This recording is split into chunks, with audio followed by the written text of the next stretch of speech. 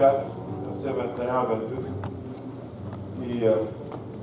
Et après, nous allons conclure cette étude sur les pierres angulaires. Amen. La 6e pierre aujourd'hui. Là, Josué 4, 21, 22, la Bible nous dit, il dit aux enfants d'Israël, lorsque vos enfants demanderont un jour à leur père, que signifie ce pierre? Vous en instruirez vos enfants et vous direz, Israël a passé ce Jourdain à sec. Prions tous ensemble, Seigneur Jésus-Christ, nous te rendons grâce éternelle pour ton amour, pour ta bonté, miséricorde, ta fidélité vis-à-vis de nous, Seigneur. Parce que nous n'étions pas fidèles, tu l'étais, Papa. Nous accorde le privilège de ton sang, pas que ce sang maintenant nous purifie de toute souillure, de la chair, de l'âme et de l'esprit. Papa, et que ta parole puisse avoir libre cours parmi nous aujourd'hui.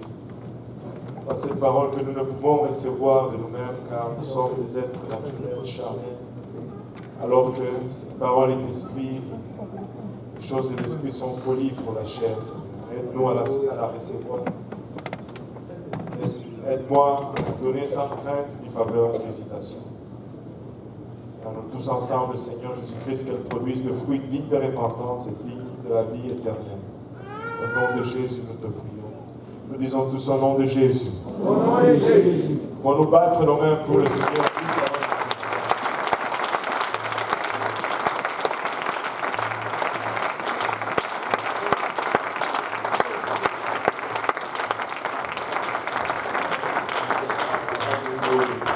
Alléluia. Vous pouvez vous asseoir. Donc, nous avions commencé cette étude sur les pierres angulaires. Une étude qui s'est étendue sur 6 leçons cette semaine. Et nous avons constaté que la région arctique de l'Amérique du Nord, entre l'Alaska et le Groenland, est majoritairement dominée par des plaines de toundra. Et on y trouve très peu de sites naturels notoires ou remarquables. Ce qui fait que la navigation dans cette région est très, très, très difficile. C'est très facile de se perdre dans cette région parce qu'il n'y a pas de repères. Maintenant, pour cette raison, depuis de nombreuses années, les peuples autochtones dans ces régions ont utilisé des repères en pierre comme point de référence pour leur navigation ou comme des indicateurs de cachette de nourriture. Et ces repères en pierre sont appelés inukshuk. Ce sont des pierres qui sont montées en forme humaine. Et quand on voit cette apparence de l'homme dans la pierre, on se dit que quelqu'un est passé par là. Maintenant, un monument semblable a été érigé dans le livre de Josué lorsque les enfants d'Israël ont traversé la rivière du Jourdain à sec vers leur terre promise. Et parce que Dieu voulait qu'ils se souviennent de l'héritage que leurs ancêtres leur avaient donné et qu'ils sachent que quelqu'un était passé par là, Josué 4, 21 que nous avons lu en ouverture, Josué a demandé aux enfants d'Israël de prendre des pierres dans le lit du Jourdain qui était à sec et d'en faire un monument, et une pierre par tribu. Ils avaient ainsi 12 pierres. Et il leur a dit, quand vos enfants vont vous poser la question quant à savoir que signifient ces pierres, vous allez leur dire que nous avons traversé ce Jourdain à sec. Nous sommes passés par ici et le Seigneur a fait quelque chose pour nous. Maintenant, dans l'Église du Nouveau Testament, nous avons également reçu un grand héritage. Et cet héritage nous est transmis par des femmes et des hommes fidèles qui nous ont laissé une base solide. Si nous sommes là aujourd'hui dans cette Église, il y a une histoire à cette Église. Il y a un prix qui a été payé pour que cette Église soit là où elle est et qu'elle expérimente le mouvement de Dieu qu'elle est en train d'expérimenter et qu'elle puisse faire et accomplir ce qu'elle est en train d'accomplir. Nous ne devons jamais oublier d'où nous venons, sans quoi nous ne serons jamais en mesure de nous rendre là où Dieu veut que nous allions. Vous savez, de temps en temps, nous devons nous souvenir d'où Dieu nous a tirés. Et ça renouvelle notre engagement, notre consécration à Dieu. À un moment, les enfants d'Israël ont oublié qu'en Égypte, où ils étaient flagellés. Ils travaillaient sans salaire. Et ils ont commencé à se plaindre. Mais quand on oublie d'où on vient, la première des choses, c'est qu'on commence à se plaindre de son état actuel. Mais quand on se souvient d'où on est, on réalise les bénédictions du moment et on commence à rendre grâce à Dieu. Nous ne devons jamais oublier d'où Dieu nous a tirés, sans quoi nous n'allons jamais nous rendre où il veut que nous arrivons. Les chrétiens du 21e siècle ont besoin de savoir sans aucun doute que les choses auxquelles ils croient ne sont pas des idées d'hommes, mais elles sont plutôt des vérités absolues, fondamentales de la parole de Dieu. Notre croyance n'est pas basée sur les doctrines des hommes. Nos croyances ne sont pas fondées sur les manuels de l'Église pentecôtiste unie. Mais nos croyances, nos pratiques et nos doctrines sont enracinées dans la parole de Dieu qui est une vérité fondamentale. Écoutez, il existe encore une vérité absolue de nos jours. Aujourd'hui, on a fait de la vérité quelque chose de relatif. Mais laissez-moi vous dire que la vérité est absolue. Le mal reste le mal et le bien reste le bien encore aujourd'hui.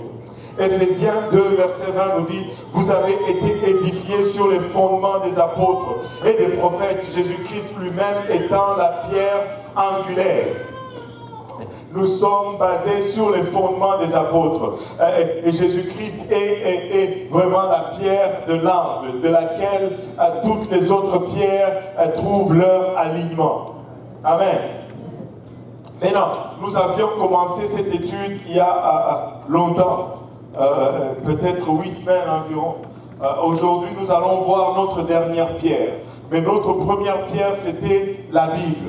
Nous avons vu et établi comment elle était la parole de Dieu, comment elle était indiscutable et comment nous pouvions faire confiance dans la parole de Dieu. Tu peux élever tes enfants selon la parole de Dieu. Tu peux gérer ta famille selon les principes bibliques. Tu peux gérer ta carrière selon le principe biblique. Et ça marche parce que c'est la parole de Dieu. C'est le manuel du manufacturier pour l'homme, en fait. Notre deuxième pierre angulaire, c'était l'unicité de Dieu. Après avoir établi la solidité de la parole de Dieu, nous avions regardé la nature de Dieu. Il faut que nous sachions en qui nous croyons, sans quoi nous ne sommes pas en mesure de lui faire confiance. Tu ne fais pas confiance en quelqu'un que tu ne connais pas. Pour certains, plus tu les connais, moins tu peux faire confiance. Ça ne devrait pas être le cas.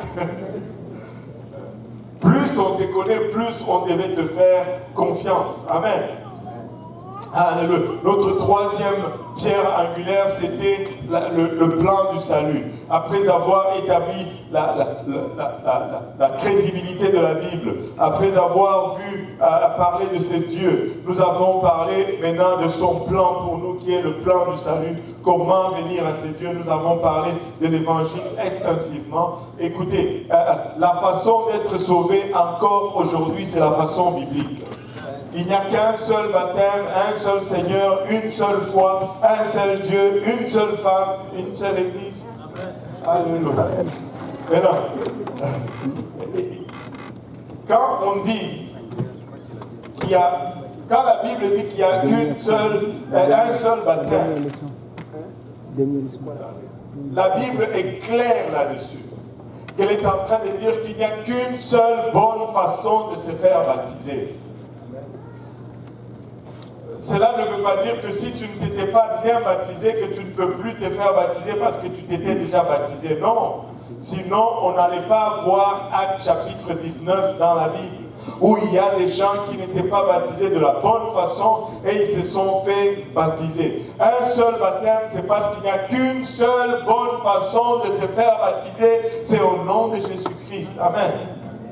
Alléluia. Après avoir vu l'évangile ou le plan du salut, notre quatrième pierre angulaire, c'était la sanctification. Nous avons vu qu'il était nécessaire, après avoir acquis le salut, de marcher maintenant dans ce salut. La sanctification, c'est notre marche dans le salut. La théorie de une fois sauvé, sauvé pour toujours n'est pas biblique. Ça vient de profondeur de l'enfer. Écoutez, Dieu a sauvé Israël. Ils sont sortis d'Égypte. C'était une œuvre puissante. Ils sont sortis d'une main forte. La mer a été ouverte. Ils ont traversé la mer à sec. Mais il y a des Israélites qui ont péri dans le désert, qui n'ont jamais vu la terre promise. Tous ceux qui avaient 20 ans et plus lors de leur sortie de l'Égypte, ils sont tous péris dans le désert parce qu'ils n'ont pas marché selon la parole de Dieu. Écoutez, c'est une bonne chose que de bien partir, mais nous devons persévérer dans cette marche. Nous devons nous garder sur le chemin étroit, ne pas se détourner ni à gauche ni à droite, jusqu'à ce qu'ils reviennent, jusqu'à ce que nous allions à sa rencontre. Sinon, ça ne nous servirait à rien d'avoir commencé cette marche et de ne pas arriver à destination. Amen. Il y a des Israélites qui ont péri dans le désert. Vous ne voulez pas périr dans le désert. Vous voulez arriver dans la terre promise. Amen. Et après la sanctification, nous avons vu la cinquième pierre la semaine passée qui était l'évangélisation, sans laquelle l'église de Jérusalem a perdu la faveur de Dieu. C'est bon d'être sauvé, mais on n'est pas sauvé juste pour s'asseoir dans l'église. On n'est pas sauvé juste pour être un nombre. La seule raison pourquoi Dieu nous laisse ici sur terre, c'est pour que nous puissions toucher quelqu'un d'autre avec l'évangile. C'est la seule raison pourquoi nous sommes sur terre. Les anges ne prêchent pas l'évangile. Quand l'ange est apparu à Corneille, Actes chapitre 10, il lui dit, envoie à Joppé, fais venir Pierre, il te dira qu'est-ce qu'il faut que tu fasses. L'ange n'a pas prêché l'évangile à Pierre. Il lui a dit, plutôt à Corneille, il lui a dit, va chercher un homme, il va te prêcher l'évangile. Et le Seigneur ne va pas revenir prêcher l'évangile non plus. À Actes chapitre 9, il apparaît à Paul sur le chemin de Damas. Et Paul lui demande, que faut-il que je fasse? Le Seigneur lui dit, rentre dans la ville et on te dira ce qu'il faut que tu fasses. Et là, Ananias est venu lui prêcher l'évangile. Les seuls qui sont aptes à prêcher l'évangile, ce sont ceux qui ont expérimenté l'évangile. Tu ne peux pas être témoin de ce que tu n'as pas expérimenté. Et c'est pourquoi le Seigneur, il ne nous laisse pas ici pour payer les factures d'Hydro-Québec ou de Bell, on va dire Bell Canada, 5 personnes de travail chez Bell. Alléluia. Il ne nous laisse pas ici pour payer nos factures, il ne nous laisse pas ici. Il n'y a aucun plaisir à vieillir. Il n'y a aucun plaisir à vivre vraiment sur cette terre. S'il n'y avait pas de travail à faire, le jour que vous êtes sauvés, le Seigneur allait vous enlever. Il allait vous tuer tout de suite. Mais s'il nous laisse ici, c'est pour que nous gagnions quelqu'un d'autre avec cet évangile. La vie au ciel est bien meilleure qu'ici sur terre. Alléluia. Maintenant, ça c'était notre cinquième pierre. Qui est aussi importante. Et aujourd'hui, nous allons voir notre sixième pierre qui est aussi importante. Et elle est intitulée tout simplement l'autel. Et tout le monde dit autel. Je n'ai pas dit autel avec H, mais plutôt autel A-U. Amen. Alléluia. Et le mot autel est en fait un ancien mot qui signifie tout simplement un lieu élevé où un sacrifice a été offert. Et ce sacrifice était fait comme une consécration à Dieu. Et c'est tout ce que le mot autel signifie.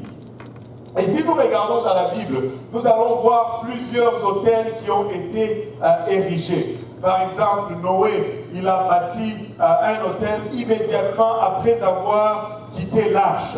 Dès qu'ils sont sortis de l'arche, il a tout de suite bâti un autel à Dieu. Abraham a élevé un autel lorsqu'il a mis le pied dans la terre promise. Et lorsqu'il s'est séparé de Lot, il a bâti également un autel. Lorsqu'il s'est préparé pour offrir Isaac en sacrifice, il a bâti un autel. Il y a plusieurs autels comme ça qui sont bâtis dans la parole de Dieu, et tous ces autels sont, pour ne pas dire temporaires. Isaac a bâti un autel où Dieu a renouvelé son alliance avec lui. Jacob a élevé un autel où il a retrouvé son frère Ésaü, et lorsque Dieu a changé son nom de Jacob en Israël. Moïse a également bâti un autel après la bataille contre Amalek. Souvenez-vous, lorsqu'il était sur la montagne avec Aaron et Hur, il priait quand il avait les mains élevées, Israël avait la victoire. Mais quand ses mains se fatiguaient, ses mains tombaient, Israël perdait. Écoutez, une très grande leçon qui est là. La bataille, la victoire ne dépendait pas de Josué qui était dans le terrain. La victoire dépendait des mains de Moïse qui devait être soutenu et être élevé continuellement. Il a appelé ses noms, plutôt Seigneur Jéhovah Nissi, l'Éternel ma bannière. Et il a également construit un autel pour tout Israël après qu'il se soit engagé à observer la loi de Dieu. Maintenant, le premier autel qu'on voit dans la Bible, ils étaient faits de terre ou de pierre, mais ils ne pouvaient pas être fabriqués à partir de pierres taillées. C'est-à-dire, tu ne pouvais pas prendre une pierre, tailler cette pierre ou modifier cette pierre pour construire l'autel. Cela n'était pas permis de la part de Dieu. Et le principe ici était que Dieu décide de comment l'autel doit être construit. C'est lui qui façonne et qui dicte la forme de l'autel. Ce n'est pas un homme qui dicte la forme de l'autel. C'est plutôt Dieu qui détermine quelle forme l'autel doit prendre. Amen. Regardez avec moi Exode 20, verset 25. La Bible nous dit, si tu me lèves un autel de pierre, tu ne le bâtiras point en pierre taillée. C'est-à-dire, tu ne vas pas modifier la pierre pour bâtir l'autel, car en passant ton ciseau sur la pierre, tu la profanerais. Tu profanes la pierre quand tu veux la tailler pour bâtir l'autel. Tu prends la pierre dans sa nature et tu la mets et tu entasses une pierre par-dessus, ainsi de suite, sans toucher à la forme de la pierre. Et lorsque Dieu a voulu un autel permanent pour son peuple, il a de nouveau donné à Moïse les détails exacts de la façon dont il devait être construit. C'est toujours Dieu qui détermine la forme de l'autel. Ce n'est pas l'homme, c'est Dieu. Et Dieu a dit d'abord à Moïse que l'autel d'airain doit avoir 4 cordes. Tout le monde dit des cordes. Regardons Exode 27. Verset 1 à 2, il nous dit, je ne sais pas si vous arrivez à lire ce que je me suis forcé de mettre. Il dit, tu feras l'autel de bois d'acacia, sa longueur sera de 5 coudées et sa largeur de 5 coudées. L'autel sera carré et sa hauteur sera de 3 coudées. Tu feras aux 4 coins des cordes, que tout le monde dise des cordes. Des cordes qui sortiront de l'autel et tu les couvriras d'airain. Donc, si on les convertissait dans nos dimensions actuelles, les dimensions de l'autel étaient de 7 pieds et demi de longueur, 7 pieds et demi de largeur et 4 pieds et demi de hauteur. Et les cornes étaient aux 4 coins dans chaque coin de l'autel, il y avait une corde. Et ces cornes avaient une raison d'être là. Les cornes sont, si on les observe dans la nature, ce sont les animaux qui ont des cornes. Amen. Mais on m'a envoyé une fois un courriel avec des gens bizarres. Et dans ce courriel, il y avait l'image de quelqu'un qui s'était fait pousser des cordes. Au fait, je ne sais pas s'il y en a qui ont vu ça. Ils font une opération et ils se font injecter des silicones pour se donner des formes de cordes sur leur tête. Ah oui, ils vont vraiment très loin. Il y en a qui coupent leur langue en deux. Donc quand ils sortent leur langue, c'est comme la langue d'un serpent.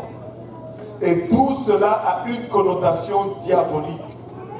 Et ça nous fait juste réaliser à quel niveau notre société se trouve.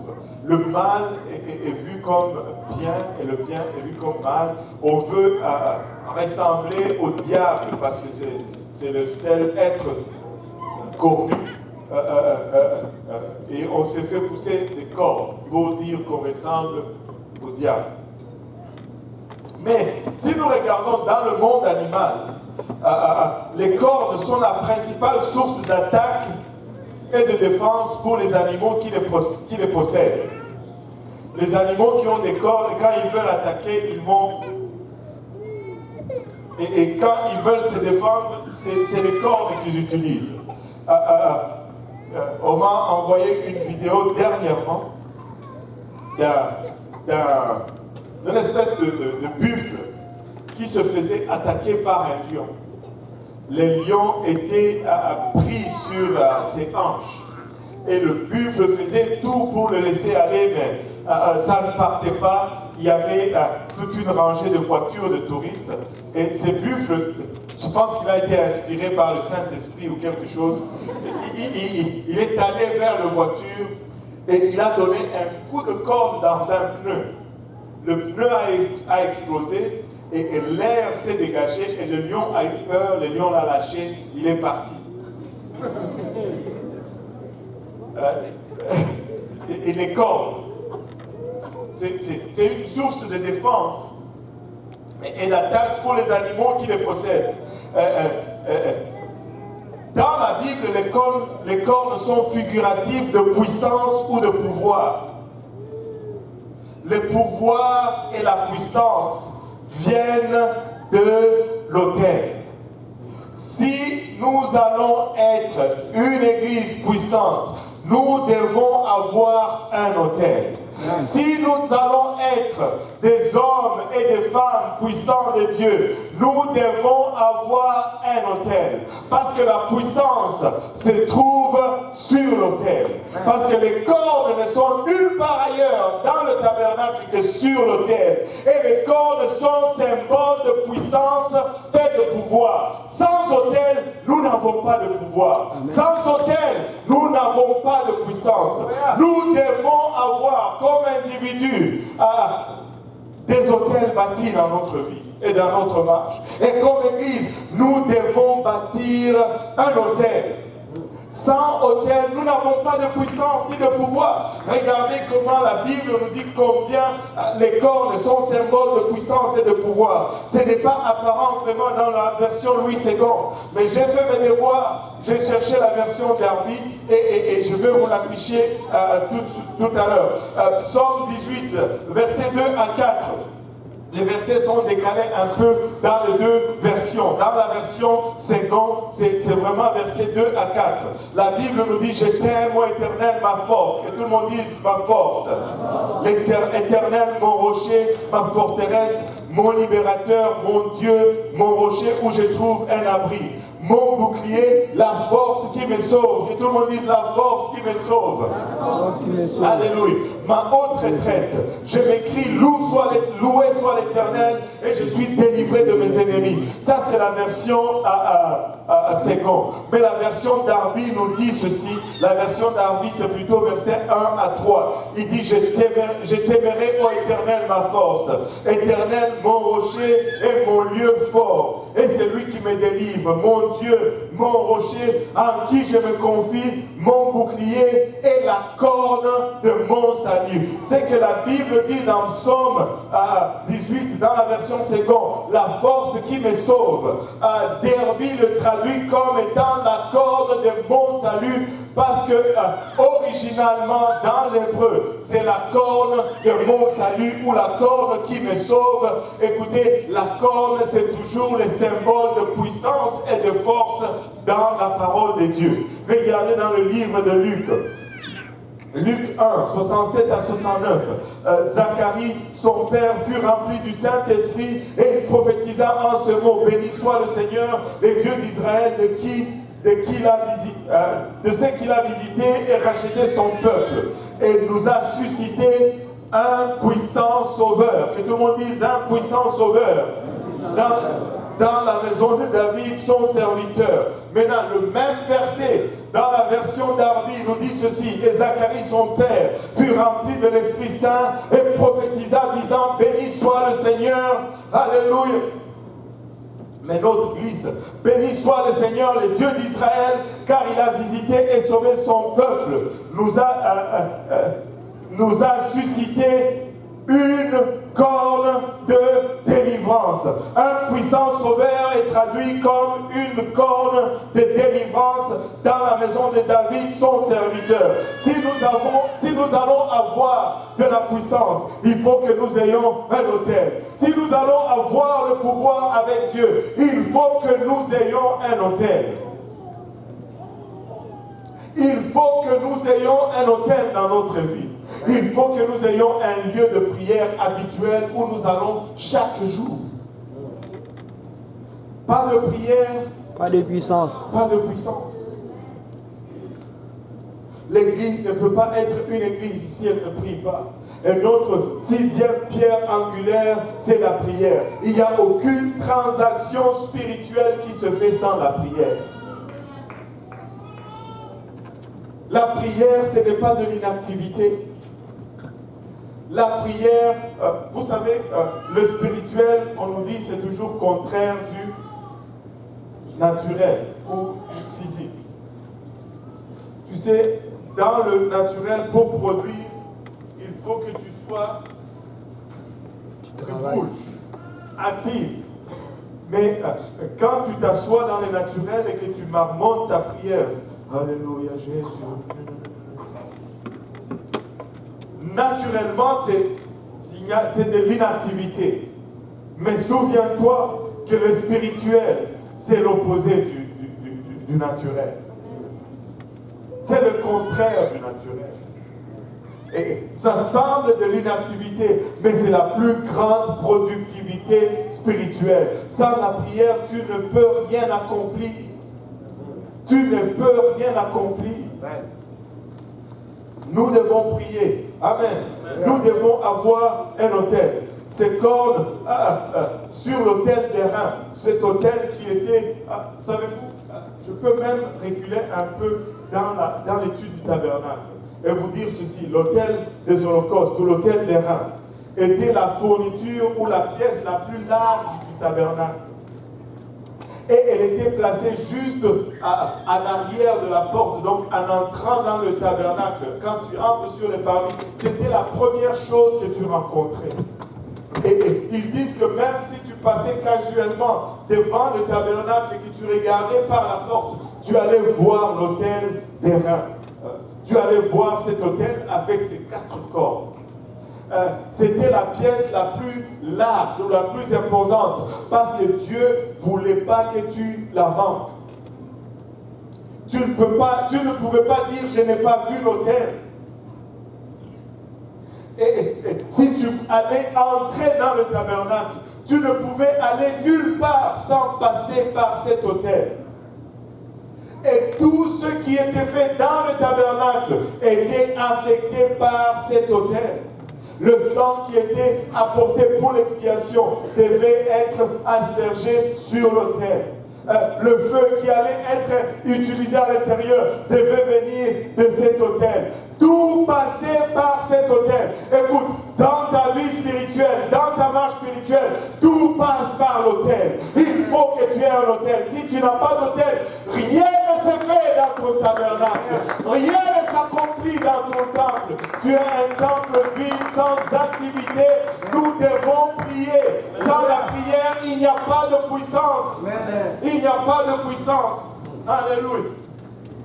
Ces cornes étaient la place où le sang était appliqué. Quand on tuait l'agneau sacrificiel, le sang de l'agneau, on l'aspergeait d'abord sur les cornes. Regardez avec moi Lévitique 4, verset 34. Le sacrificateur prendra avec son doigt du sang de la victime. Il en mettra sur les cornes de l'autel des holocaustes et il répandra tout le sang au pied de l'autel. Le sang était aspergé sur les cordes de l'autel. Oh, le sang de Jésus. Rien d'aussi puissant que le sang de Jésus-Christ. Rien ne résiste au sang de Jésus-Christ. Alléluia. Rien ne résiste au sang de Jésus-Christ. Rien ne résiste au sang de Jésus-Christ. Tu peux plaider le sang. Alléluia. Comme on l'a dit une fois, je ne peux pas plaider non coupable parce que j'ai péché. Je ne veux pas plaider non plus coupable parce que je ne veux pas être châtié. Mais je peux plaider le sang de Jésus-Christ. Tu peux plaider le sang de Jésus-Christ. Il y a la puissance dans le sang de Jésus-Christ. J'ai vu le sang de Jésus-Christ. Alléluia. Guérir les malades. J'ai vu le sang de Jésus-Christ briser l'addiction de la drogue et de l'alcool. J'ai vu le sang de Jésus-Christ rendre la fertilité, alléluia, au ventre stérile. J'ai vu le sang de Jésus-Christ rendre la raison à ceux qui avaient perdu la raison. Le sang de Jésus-Christ est puissant et ce sang est appliqué sur ces corps. Écoutez, nous devons avoir un autel dans notre vie. Nous devons avoir un autel. Sans autel, nous n'avons pas de corps. Et si nous n'avons pas de corps, nous n'avons pas le sang appliqué sur ces corps. Amen. Le sacrifice était lié aux cornes de l'autel. Quand on mettait le sacrifice sur l'autel, on l'attachait aux cornes. Regardez Psaume 118, verset 27. L'Éternel est Dieu et il nous éclaire. Attachez la victime avec des liens, amenez-la jusqu'aux cornes de l'autel. C'est à ces cornes qu'on attachait la victime. Écoutez, nous devons avoir l'autel. Nous devons avoir l'autel et nous avons besoin de ces cornes. Oh, c'est la force qui retient. Écoutez, sans ces cordes, on ne peut pas te retenir dans l'église. Si tu es là, c'est par la grâce, la puissance de Dieu, ce n'est pas par ta propre force. Nous, écoutez, tu n'es pas là, je ne suis pas là parce que je suis bon ou tu es bon. Non. Amen. Pas du tout. Amen. Je l'ai dit à l'aise tout à l'heure. Dieu ne donne pas, Dieu ne bénit pas parce que tu as prié ou tu as jeûné 41 jours, 46 jours. Non. Dieu donne parce qu'il t'aime tout simplement. Il te donne parce qu'il t'aime tout simplement. Ça n'a rien à voir. Ça n'a rien à voir. Maintenant, tu dis, je n'ai pas besoin de prier, je n'ai pas besoin de jeûner. Non, ce n'est pas ce que je dis. Je prie et je jeûne parce que j'aime Dieu tout simplement. C'est parce que je l'aime que je prie. C'est parce que je l'aime que je jeûne. C'est parce que je l'aime que je fais ce que je fais. Mais ma bénédiction n'est pas attachée. Écoutez, si tel était le cas, je n'allais jamais mettre mes pieds dans l'église. Amen. Et toi non plus, parce que nous étions tous pécheurs. Oh, alléluia. Battons nos mains pour le Seigneur. Vous savez, le feu de l'autel ne devait jamais s'éteindre. Ta prière ne doit jamais s'éteindre. Amen. Le feu de l'autel ne devait jamais s'éteindre. Premièrement, c'est Dieu qui allumait ce feu. Quand Moïse a bâti l'autel et qu'il a consacré le peuple, ils ont mis le sacrifice sur le taureau, sur l'autel plutôt. Un feu est tombé du ciel. Et c'était le premier allumage. quand tu viens pour la première fois à l'église, tu ne connais pas ces choses. Et que pour la première fois tu viens, c'est Dieu qui te donne le Saint-Esprit. C'est Dieu qui allume ce feu. Et là tu commences à parler en langue. Mais par la suite, c'est toi qui dois entretenir ce feu. Ce feu ne doit jamais s'éteindre. Tu dois parler en langue chaque jour de ta vie. Chaque jour que tu existes, tu dois parler en langue. Parce que tu ne peux pas te permettre que ce feu s'éteigne. Pas un feu étranger va rentrer dans le tabernacle. Pour la première fois, c'est Dieu qui l'allume. Mais par la suite, c'est toi qui l'entretiens. C'était le sacrificateur qui avait le travail d'entretenir le feu. Et c'est pourquoi ça donne beaucoup de confusion à plusieurs personnes. Ils vont venir pour la première fois, ils vont prier, ils vont sentir cette sensation, ils vont parler en langue. Et ça va être extraordinaire. Et c'est beau, c'est magnifique, c'est extraordinaire. Mais demain, ils veulent encore sentir la même sensation. Non, demain, c'est toi qui dois le faire. Ce n'est pas tous les jours que Dieu va faire tomber le feu du ciel. Tu dois parler en langue. Tu dois parler en langue par la suite. La sensation ne sera peut-être pas là, mais qui a dit qu'on marchait selon les sensations? Nous ne marchons jamais selon la sensation. Nous marchons selon la parole de Dieu. Parce que la parole de Dieu l'a dit. Ça fonctionne. Amen. Même si je ne ressens rien, ça fonctionne. Et laissez-moi vous donner un secret. La plupart des temps que j'ai prié pour quelqu'un et qu'il a été guéri, la plupart des temps que j'ai vu une manifestation et une délivrance, je n'ai rien senti. Je n'ai rien senti. Il est guéri. Oh, guéri. C'est passé par où? Je n'ai rien senti. Oubliez les sensations. Les sensations, ça vient, ça part. Tu ne peux pas miser ta vie sur les sensations, les sentiments, ou peu importe comment tu veux appeler. Tu pries, tu ne sens rien, tu pries. Tu sens quelque chose, tu pries. C'est ce qu'il faut faire. Alléluia.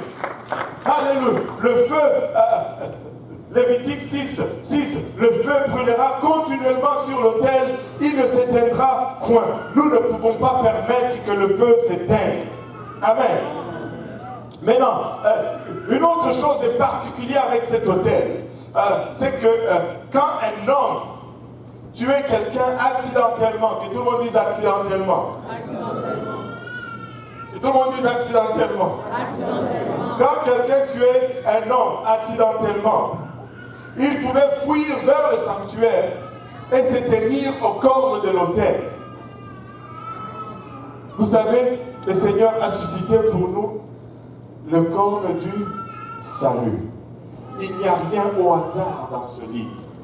Mais quand ta vie était en danger et que ce n'était pas de ta faute, tu pouvais courir dans le sanctuaire, aller te tenir sur l'autel et tu tiens le corps. Et si tu faisais cela, on n'allait pas te tuer. On te laissait la vie sauve. Waouh! Waouh! Regardez avec moi Exode 21, versets 13 et 14. Il nous dit, s'il ne lui a point dressé d'embûche, quelqu'un qui a tué, et que Dieu l'ait fait tomber sous sa main, je t'établirai un lieu où il pourra se réfugier. Mais si quelqu'un agit méchamment contre son prochain, c'est-à-dire il a fait délibérément, en employant la ruse pour le tuer, tu l'arracheras même de mon autel pour le faire mourir, même s'il s'accroche sur l'autel. Mais s'il a tué délibérément, on va même l'arracher de l'autel pour le tuer. Mais s'il n'a pas fait délibérément, si c'était par accident, et qu'il s'accroche à l'autel, on va lui laisser la vie sauve. Que tout le monde dise les cordes. Il n'y a qu'une seule place où on voit l'application de cette loi dans la Bible. Et on va reculer un peu dans la vie de David. Et l'histoire se trouve dans le livre de 1 roi. David était déjà vieux et il était faible, presque sur le point de mourir. Mais là, il y avait deux caractères. Adonijah, c'était son fils, et Joab, c'était son neveu. Et les deux ont comploté pour s'ériger comme prochain roi. Maintenant, Adonijah, premièrement, il était le fils de David. Il était dans la lignée royale. Au fait, après la mort d'Amnon et la mort d'Absalom, Adonijah était le prochain qui devait monter sur le trône. Il a été écarté au profit de Salomon, mais il réclamait quand même, malgré cela, le trône. Comment est-ce qu'il a été écarté? Bathsheba et le prophète Nathan ont déjoué son complot. Ils ont parlé au roi et le roi a couronné Salomon comme successeur. Salomon a été couronné et Adonijah s'est enfui quand il a vu que Salomon est devenu roi. Il a eu peur. Il s'est enfui vers l'autel. Il est allé dans le tabernacle, il est allé vers l'autel. Amen. Maintenant, de l'autre côté, Joab était le neveu de David, le fils de sa sœur Tserouja. Il était le capitaine de l'armée de David. Mais Joab était un homme très cruel, un meurtrier, un homme sans pitié. Mais c'était un des capitaines puissants de l'armée de David. Il a tué Abner avec un poignard. Je ne sais pas si vous vous rappelez l'histoire d'Abner, parce que Abner avait tué son frère Asaël. Mais quand Abner a tué son frère Asaël, c'était dans la guerre. Abner fuyait parce qu'Abner était un capitaine de Saül. Et David voulait le récupérer parce que c'était un homme loyal. Il est resté loyal à Saül jusqu'à la fin. L'armée de Saül était défaite et l'armée de David avait le dessus. Et Asaël, le frère de Joab, poursuivait Abner. Et Abner se retourne et lui dit: laisse-moi aller parce que sinon je vais te frapper, tu es un jeune. Moi je suis un homme de guerre. Mais lui, il voulait... Asaël voulait vraiment se faire une renommée. Il a poursuivi Abner, jusqu'à ce qu'Abner s'est retourné païen. Il a tué et Asaël est mort. Maintenant, Abner n'était pas content. Plutôt, Joab n'était pas content. Mais David voulait Abner dans son armée. Et il dit à Abner: va dans une des villes de refuge, parce qu'il y avait 6 villes de refuge. Et Abner est allé à Hébron, parce que la loi était que si tu as tué quelqu'un non intentionnellement, et là c'était en période de guerre, et il était justifié, et il avait le droit de rester dans la ville de refuge, jusqu'à la mort du sacrificateur, et là, cette peine qui suspendait sur lui allait être levée. Mais Abner est allé se réfugier, Abner est allé s'y réfugier, mais Joab est venu et là il part la ruse. Il lui a dit: viens, j'ai quelque chose à te dire de la part du roi. Et Abner l'a suivi en dehors du mur, des murs de la ville, et Joab lui a planté un couteau dans les côtes, et Abner est mort. C'était pas très propre ce que Joab avait fait. Joab était un dur, il avait un cœur dur, il était un vindicateur aussi, si c'est comme ça qu'on le dit, je ne sais pas. Il a exécuté, Joab, c'est celui qui a exécuté l'assassinat d'Uri le Hittite, le mari de Bathsheba, de la part du roi David.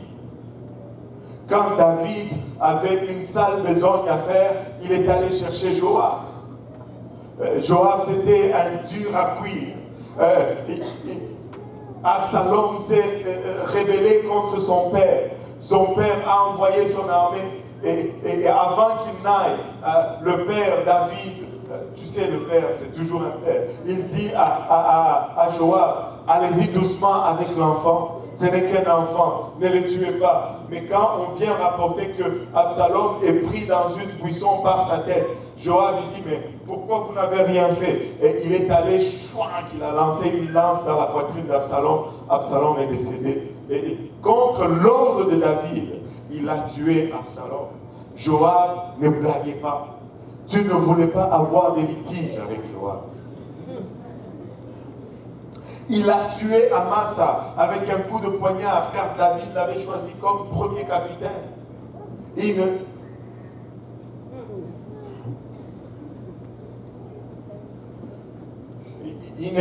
Joab ne badinait pas.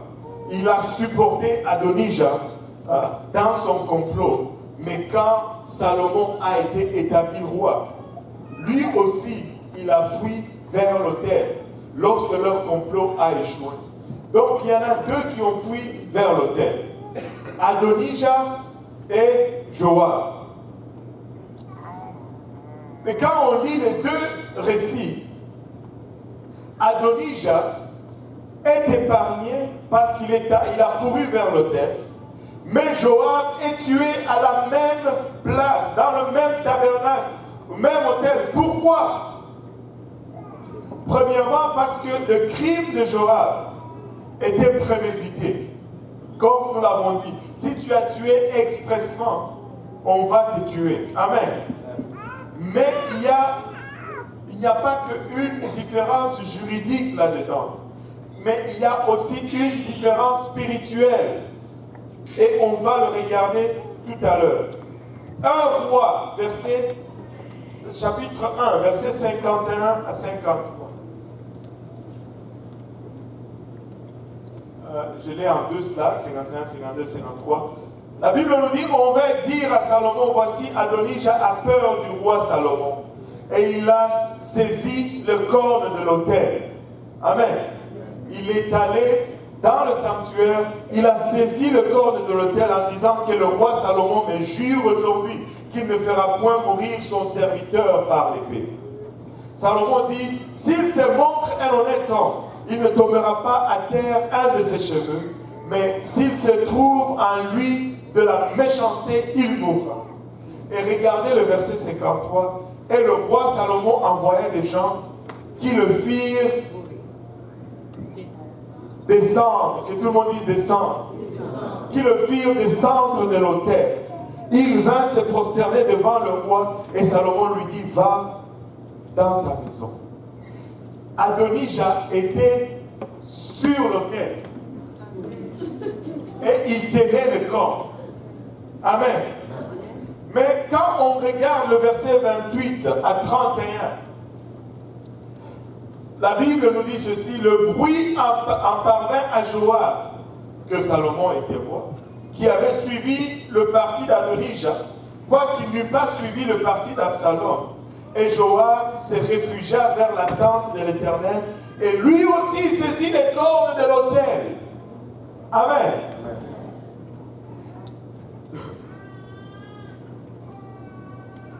On annonça au roi Salomon que Joab était réfugié vers la tente de l'Éternel et qu'il était auprès de l'autel. Adonijah était sur l'autel, mais Joab était auprès de l'autel. Il tenait les cordes, mais il n'était pas sur l'autel. Amen. Il était auprès de l'autel. Et Salomon envoya Benaja, fils de Jéhojada, en lui disant, va, frappe-le. Benaja arriva à la tente de l'Éternel et dit à Joab, sors, c'est le roi qui l'ordonne. Mais il répondit, non, je veux mourir ici. Benaja rapporta la chose au roi en disant, c'est ainsi qu'a parlé Joab. Et c'est ainsi qu'il m'a répondu. Le roi dit à Benaja, fais comme il a dit, frappe-le et enterre-le. Tu ôteras ainsi de dessus moi et de dessus la maison de mon père le sang que Joab a répandu sans cause. Et Benaja est allé, il a tué Joab là où il était proche, auprès de l'autel. Vous savez, Joab se trouvait simplement auprès de l'autel et il y est mort. Mais Adonijah s'est trouvé sur l'autel et il a été sauvé. De nos jours, plusieurs membres de l'Église agissent un peu comme des touristes religieux. Vous savez c'est quoi la différence entre un touriste et un résident? C'est que le touriste, il voit que tout est beau. Mais le résident, il y vit. Amen. Le résident ne va pas visiter les sites. Il va à la manufacture.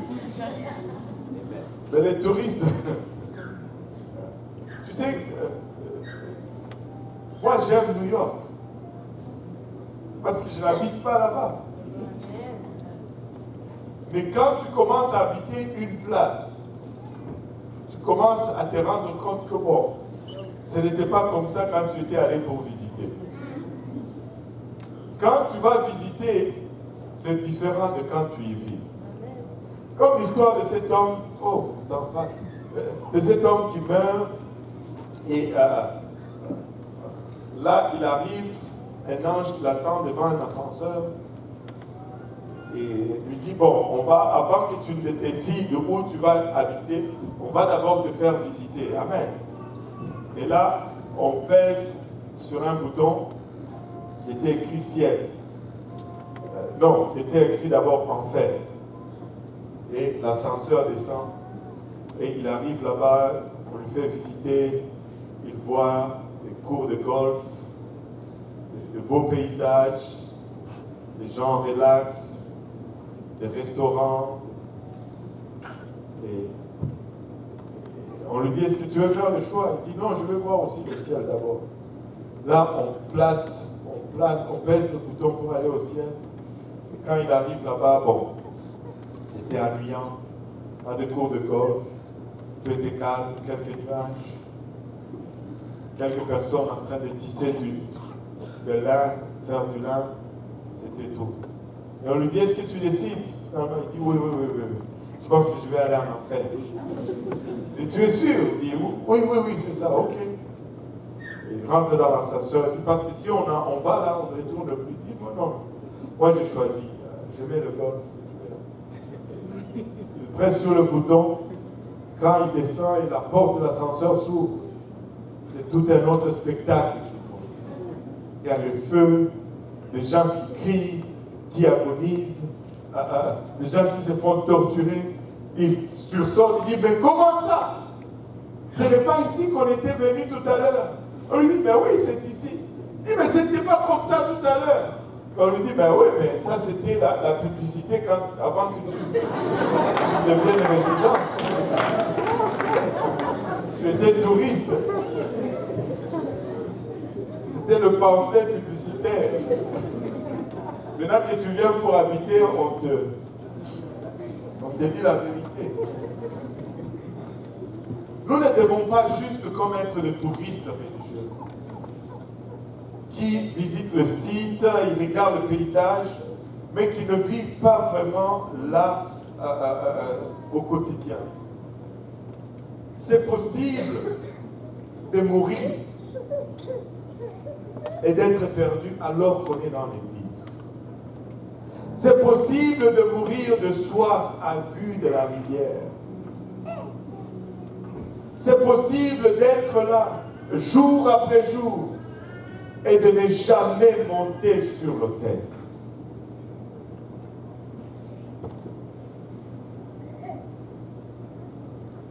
Être sur l'autel, c'est différent d'être à côté de l'autel.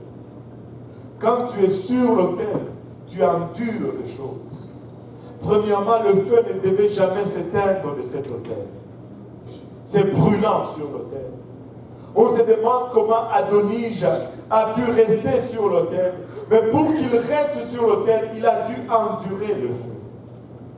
Sur l'autel, ce n'est pas un lieu propre. C'est un lieu de mort. C'est un lieu où il y a des restes de sang. C'est un lieu où il y a des restes des entrailles des animaux qui étaient sacrifiés un peu plus tôt. Ce n'est pas un lieu agréable où rester. Mais c'est là où tu dois rester, c'est sur l'autel. Parce qu'à côté de l'autel, il n'y a aucune garantie. Mais le problème, c'est que la chair n'aime pas l'autel. La chair ne supporte pas l'autel. La chair veut descendre de l'autel. Mais tu dois rester sur l'autel parce que ça vaut le coup de rester sur l'autel. Tu ne veux pas être comme Joab, mourir juste à côté de l'autel. Mais tu veux faire comme Adonijah. Tu veux monter sur l'autel. Parce que c'est lui qui est sur l'autel. Même s'il meurt, il vivra. Adonijah avait un esprit qui dit, si on peut se lever tous ensemble, mon espoir se repose sur rien d'autre que c'est que cet autel-là. Mais je pense que c'est cet esprit que nous devons avoir aussi aujourd'hui. Et si nous le mettions peut-être dans notre temps moderne, nous dirions, tout mon espoir est établi sur ton amour et ta justice. Le dernier verset, Romains 12, 1, la Bible nous dit, je vous exhorte, donc frères, par les compassions de Dieu, à offrir non vos cœurs, mais vos corps, C-O-R-P-S, comme un sacrifice vivant, saint, agréable à Dieu, ce qui sera de votre part un culte raisonnable. Rester sur l'autel, c'est raisonnable. Rester sur l'autel, c'est un sacrifice. Rester sur l'autel va t'écouter. Mais c'est la chose raisonnable que tu puisses faire. Notre édifice ne serait pas complet si nous n'avons pas la pierre angulaire de l'autel. Avez-vous remarqué comment la chair n'aime pas prier? Tu peux adorer, tu peux chanter, tu peux écouter des prédications. Mais 5 minutes sur tes genoux, le sommeil. Tu peux lire un livre pendant 3 heures, de 22 heures jusqu'à 1 heure du matin. Mais prier seulement de 22 heures à 22h15, c'est tout un défi. Mais tu sais quoi? Quand le sommeil vient, tu peux prier debout. Parce qu'il faut que tu restes sur l'autel. Quand le sommeil vient, tu peux prier debout. Je n'ai jamais vu quelqu'un dormir debout. Enfin, c'est un risque que je prends quand même. Mais, écoute, laisse-moi te dire, tu dois passer de Joab à Adonijah. Tu dois monter sur le pont. Sinon, tu ne vas pas y aller. Et comme Église, nous devons monter sur le pont. Que nos réunions de prière soient le réunion le plus fréquenté que tout autre réunion. Tu sais, si nous faisons un banquet, nous rassemblons facilement 500 personnes. Mais quand nous faisons une réunion de prière, 40, 50 personnes. Où sont les 460 autres? Chaque samedi soir, il y a une réunion de prière de 19h à 21h ici. Vous savez, si nous étions là le samedi soir, comme nous sommes là le dimanche, les dimanches, nous serons le double de ce que nous sommes habituellement. Et tout ce que nous vivons, tout ce que nous goûtons le dimanche, on y donne naissance le samedi soir dans la réunion de prière.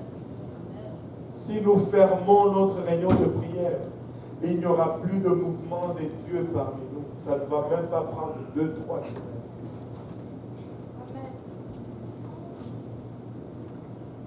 Je veux être Adonija, je ne veux pas être Joab. Je veux monter sur le terrain. C'est une inconvénience que de venir ici samedi 19h et de prière. Et de prier jusqu'à 21h. Mais laissez-moi vous dire, ça vole. Hier, j'étais très encouragé à l'église de l'Est. Pasteur Abou me dit, pasteur, c'était bon aujourd'hui. Il y avait 40 personnes dans la réunion de prière. Devinez quoi? Ils ont battu les records dans la réunion de prière d'assistance. Mais dimanche qui suit aujourd'hui, on a battu les records dans l'assistance. Ces choses vont de pair. On ne peut pas vous le dire autrement. Il n'y a pas de raccourci. Nous devons passer par là. Nous ne pouvons pas descendre de l'autel. Nous n'avons pas ce que ça prend pour nous permettre ce luxe de ne pas être sur l'autel. Nous devons être sur l'autel. Amen. Et chacun doit faire sa part. Ce n'est pas à pasteur Abou de prier tout le temps, chaque samedi. Alléluia. Je veux rester sur l'autel. Je veux rester sur l'autel. Amen. Je veux rester sur l'autel. Je veux rester sur l'autel. Amen. On va baisser la tête. Père Céleste, nous te rendons grâce encore une fois, Papa, pour ton amour, pour ta bonté, pour ta fidélité. Père, chose que nous avons partagées, Papa, depuis presque 2 mois. Notre prière, c'est que, Papa, ces choses imprègnent nos vies. Nous ne voulons pas juste entendre de beaux sermons et partir d'ici inchangés. Pas que ces choses affectent réellement nos vies. Nous voulons donner une place d'honneur à ta parole dans nos vies. Nous voulons te connaître, toi le seul le Dieu, comme nous ne t'avons jamais connu, Seigneur. Nous voulons vivre, Papa, et obéir à ton plan de l'évangile. Papa, nous voulons mener une vie de sanctification, pas une vie de gloire avec toi, Seigneur. Nous voulons, Papa, il a impacter notre monde avec ton message, Seigneur. Et Papa, nous n'allons pas avoir peur de payer le prix que ça prend pour que ces choses deviennent une réalité dans nos vies, Seigneur. C'est pourquoi nous choisissons de rester sur le terre aujourd'hui. Maintenant, si vous avez choisi vraiment de rester sur l'autel, je vais vous demander de venir en avant, les hommes à ma gauche, les dames à ma droite. Ici, l'autel est un lieu très inconfortable pour vous. C'est correct, peut-être que vous n'êtes pas encore arrivé à cette décision. Si vous réalisez quand même que c'est dur de rester sur l'autel, et que vous allez faire de votre mieux pour ne pas descendre de cet autel, et qu'avec l'aide de Dieu, vous allez y parvenir, je vais vous demander de venir à l'avant, de parler au Seigneur pour un moment, de lui ouvrir le cœur, de lui dire, Seigneur, aide-moi à rester sur l'autel, Seigneur. Aide-moi à bâtir mon autel et que cet autel soit selon ce que toi tu conçois, Seigneur Jésus-Christ.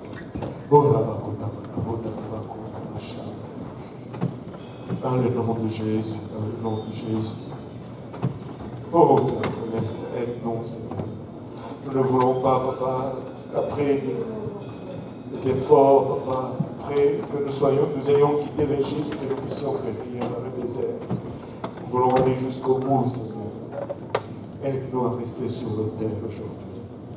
Aide-nous à rester sur l'autel, Père. Alléluia. Nous voulons endurer, Papa, le feu de cette braise.